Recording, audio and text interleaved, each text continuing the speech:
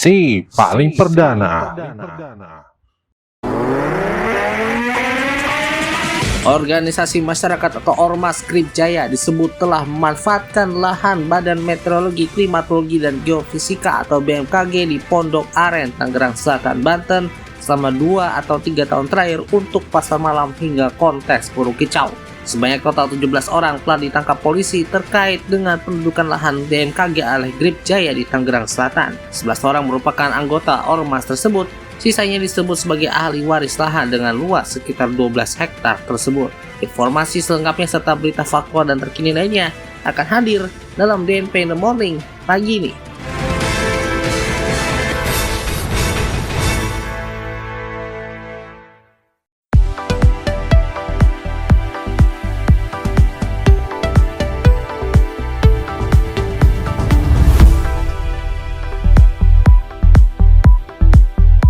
DNP in the Morning edisi Senin 26 Mei 2025. Anda bersama saya, Andika Rizky Hansyah. Grip Jaya disebut pakai lahan milik BMKG untuk pasar malam dan kontes burung. CCTV Polsek Kumpe Ilir, Jambi rusak saat ragil tewas dianiaya polisi. Serta dari dunia internasional, Perdana Menteri Tiongkok ajak Indonesia jaga keberlangsungan perdagangan bebas. Selamat pagi Indonesia, kami mulai DNP in the Morning hari ini dari organisasi masyarakat atau Ormas Grip Jaya yang disebut telah memanfaatkan lahan Badan Meteorologi, Klimatologi, dan Geofisika atau BMKG di Pondok Aren, Tangerang Selatan, Banten selama 2 atau 3 tahun terakhir untuk pasar malam hingga kontes burung kicau. Kabid Humas Polda Metro Jaya Kombes Adi Arisyams Indradi mengatakan sebanyak total 17 orang telah ditangkap polisi terkait dengan pendudukan lahan BMKG oleh Grip Jaya tersebut.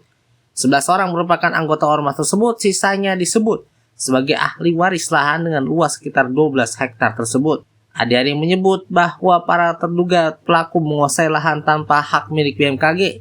Lahan itu kemudian diberikan izin kepada pengusaha atau pedagang lokal untuk kegiatan jual beli.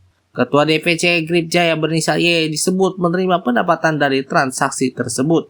Proses hukum juga masih terus berjalan karena Direktorat Reskrim Polda Metro Jaya telah menerima laporan polisi dari BMKG terkait dugaan tindak pidana menguasai lahan tanpa hak, kemudian dugaan tindak pidana penggelapan hak atas barang tidak bergerak, dan dugaan tindak pidana kekerasan secara bersama-sama di muka umum terhadap orang dan barang. Pemilik perusahaan Sentosa Sales, Janwa Diana, dilaporkan atas kasus penahanan ijazah mantan pegawainya di Polda Jawa Timur. Kuasa hukum Janwa Diana, Elok Kaja, mengatakan alasan kliennya menahan dokumen para mantan pegawainya itu karena sebagai jaminan hingga ada yang berutang di perusahaan. Namun kata Elok, Janwa Diana sendiri telah menyesali perbuatannya yang menahan ijazah mantan pegawainya itu. Kemudian Elok menyampaikan bahwa pihaknya saat ini tengah mendata dokumen para pegawai Sentosa Steel yang ditahan. Ia juga berkoordinasi dengan pemerintah kota atau Pemkot Surabaya dalam penyerahan dokumen mantan pegawai Sentosa Steel nantinya. Sementara itu, kuasa hukum mantan pegawai Krisnu Wahyuwono tidak membenarkan atas sikap Janwa Diana yang menahan ijazah itu. Mengenai itu pun alasannya tidak dibenarkan secara aturan perundang-undangan. Aturan hukumnya pun juga tidak membenarkan untuk penahanan ijazah karyawan. Terkait salah satu alasan penahanan ijazah karena ada mantan pegawai yang berutang, Krisnu masih perlu pembuktian. Fakta baru terungkap dalam sidang pemeriksaan saksi kasus kematian Ragil Alfarizi berusia 21 tahun yang merupakan tahanan Polsek Kumpe Ilir, Muaro Jambi.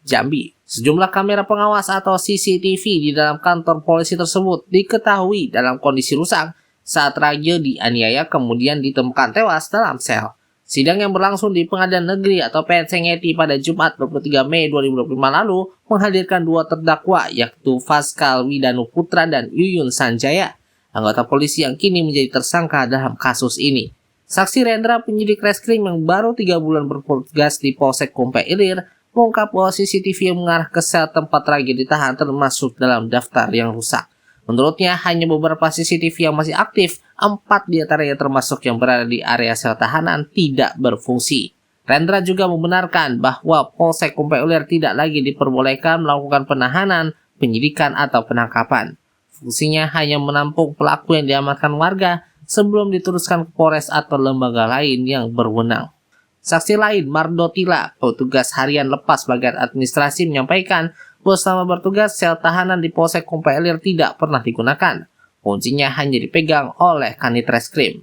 Sama seperti Rendra, ia juga menyatakan belum pernah melihat ada penahanan di dalam sel dan mengaku sedang tidak berada di lokasi saat kejadian tersebut.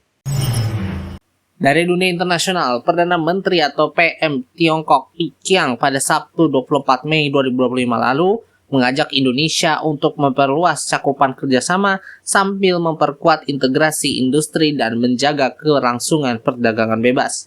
Li menyampaikan hal tersebut saat berpidato dalam acara resepsi bisnis Indonesia-Cina 2025. Ia juga menyinggung bahwa tahun ini menandai peringatan 75 tahun hubungan diplomatik Cina dan Indonesia dan peringatan 70 tahun Konferensi Bandung. Li mengungkap bahwa lebih dari 7 dekade lalu, dunia berada di persimpangan jalan yang bersejarah.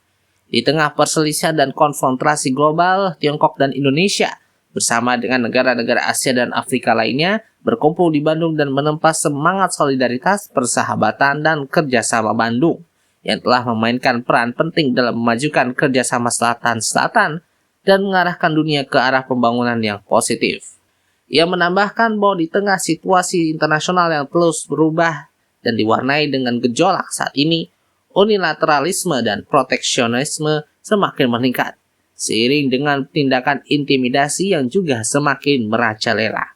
Ia meminta kedua belah pihak untuk mengikuti tren umum dari kemajuan sejarah, mematuhi untuk mencari kesamaan sambil mempertahankan perbedaan dan hidup berdampingan secara damai. Li juga mendorong penyelesaian perbedaan melalui konsultasi, mempromosikan hasil yang saling menguntungkan melalui kerjasama, serta mencapai pembangunan dan kemakmuran melalui pembangunan dan keuntungan bersama.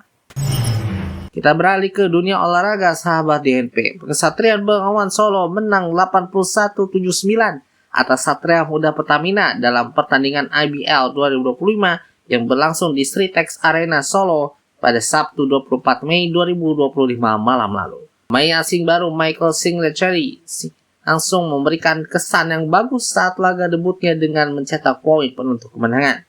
Hasil ini membawa Kesatria Bengawan mengumpulkan 3 kemenangan beruntun yang membuat mereka bisa mengamankan peringkat ke-6 di klasemen sementara dengan rekor pertandingan 14-7. Sedangkan Satria Muda Pertamina tetap di puncak klasemen dengan rekor 16-6, demikian yang dilansir dari laman resmi IBL. Kesatria tertinggal 11 angka 5-3-6-4 pada akhir kuarter ketiga, tetapi sejak kuarter keempat dimulai, tim tuan rumah bisa memangkas jarak poin. Kesatria melaju 10-0 dalam 2,5 menit untuk mendekat 6-3-6-4. Akhirnya sang Kesatria bersorak setelah Nuketri Saputra mencetak 2 poin dengan layup up untuk menyamakan kedudukan jadi 6-5-6-5. Kemudian mereka kembali melaju 10-0 untuk mengungguli tamunya 7-5-6-5. Back-to-back 3 point dari Nuke dan Singletary menutup laju Kesatria di Liga menit tersisa. Drama menebarkan pun terjadi 30 detik terakhir. Satria Muda melalui 3 point Randy Bell dan jump shot Lee Brian Nash bisa menyamakan kedudukan jadi 79-79. Namun tembakan Singletary membawa tuan rumah menang dengan skor 81-79. Michael Singletary menyumbang 15 poin di laga debutnya dengan sama Satria. Abraham Renodi Wenas mencapai 11 poin, disusul Nuketri Saputra mencetak 10 poin. Sementara dari kubu Satria Muda Pertamina, Randy Bell mencetak 21 poin, 8 assist dan 5 rebound dengan 8 tembakan masuk dari 17 percobaan. Juan Laurent Kokoli Putra menghasilkan 15 poin yang semuanya dicetak di babak pertama. Lee Brian Nash menyumbang 14 poin dan Abraham Gambar Grahita mencetak 14 poin, 5 assist dan 4 rebound.